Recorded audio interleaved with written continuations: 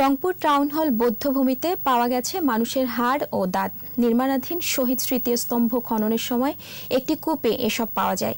মুক্তিযোদ্ধারা জানান, যুদ্ধের সময় পাকিস্তানি বাহিনী নিরীহ মানুষকে ধরে এনে হত্যা করে এখানে ফেলে দিত। কূপটি সংরক্ষণের দাবি জানিয়েছেন তারা।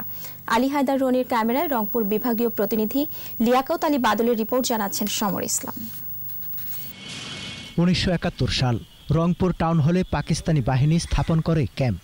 যুদ্ধের 9 মাস তারা রংপুর ও আশপাশের জেলা থেকে ধরে আনা মানুষকে নির্যাতন করে হত্যার পর পেছনের খালি জায়গা ও কূপে ফেলে দিত। স্বাধীনতার পর মুক্তিযোদ্ধাদের দখলে আসে পাকিস্তানি বাহিনীর টর্চার ক্যাম্প বলে পরিচিত এই টাউন হল। মুক্তিযোদ্ধারা ওই কূপের কাছে নারীদের পরিধেয় বস্ত্র ও হাড়গোড় দেখতে পান। এরপর জায়গাটি বেদখল হয়ে গড়ে ওঠে স্থাপনা।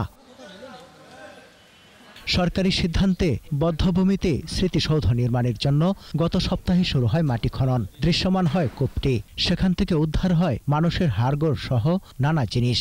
আমাদের মা বোনদের ধরে নিয়ে এসে এখানে তাদের লালসা চরিত্র করার পর যারা মারা যেত তাদেরকে ইন্দ্রের মধ্যে ফেলে দেওয়া হতো। পরবর্তী প্রজন্মের কাছে যুদ্ধের ইতিহাস তুলে ধরতে কূপটি সংরক্ষণের দাবি জানিয়েছেন মুক্তিযোদ্ধা ও বিশিষ্টজনেরা। ইন্দিরাটা হতেছে এখানে যে নির্যাতন করছে পাক বাহিনী, তার একটা চিহ্ন রয়ে গেছে, সর্বশেষ চিহ্ন।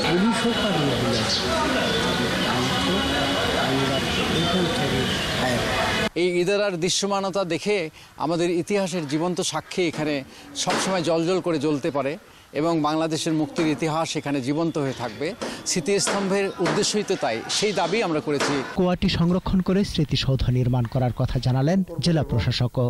এই যে ইদারাটা আমরা খনন করে ওটা ওই পুরাতন ইটের মাধ্যমে ওটা ওই ইদারা হিসাবেই রেখে পাশে একটু ফেন্সিং দিয়ে ওই জায়গাটা আমরা ওইভাবেই রাখতে চাই। সমর ইসলাম, 21 টেলিভিশন।